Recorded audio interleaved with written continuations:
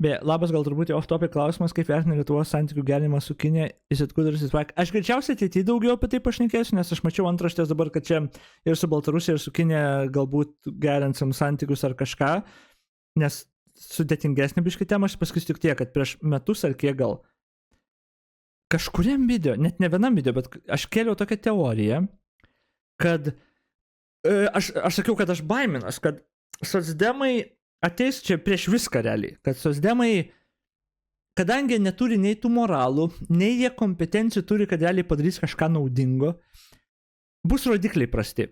Vat gal infliacija didės, arba ten šiaip situacija, investicijos mažas, bus rodikliai prasti, ar dar kažkas.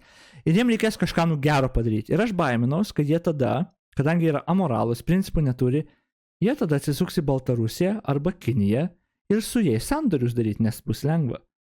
Atiduodi kažką, kas tau nerūpi, moralė ar principus ar poziciją tą moralinę, bet gauni atgal galbūt ten kokį sandorį už kažkokį rodiklį gali paskui pasakyti, kad va, padidinom ten biudžetą, nes gavom investiciją ar ten dar kažką.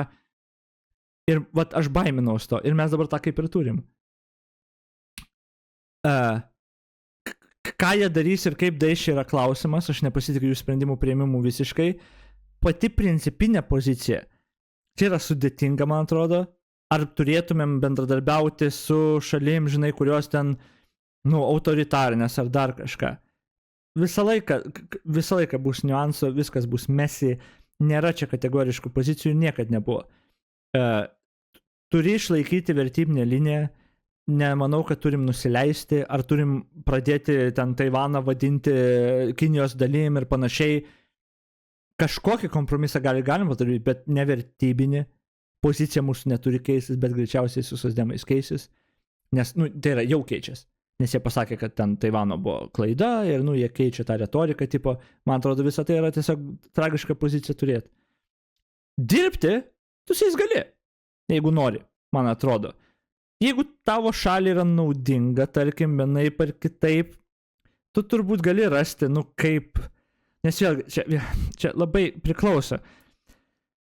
Su ta šalim negalima, bet tada kita šalis su ta šalim dirba, žinai, ir atsiranda, bet tu su ta šalim dirbi, kuri dirba su ta šalim. Tiesiogiai tu kaip ir nesusijęs ta šalim, bet techniškai susijęs.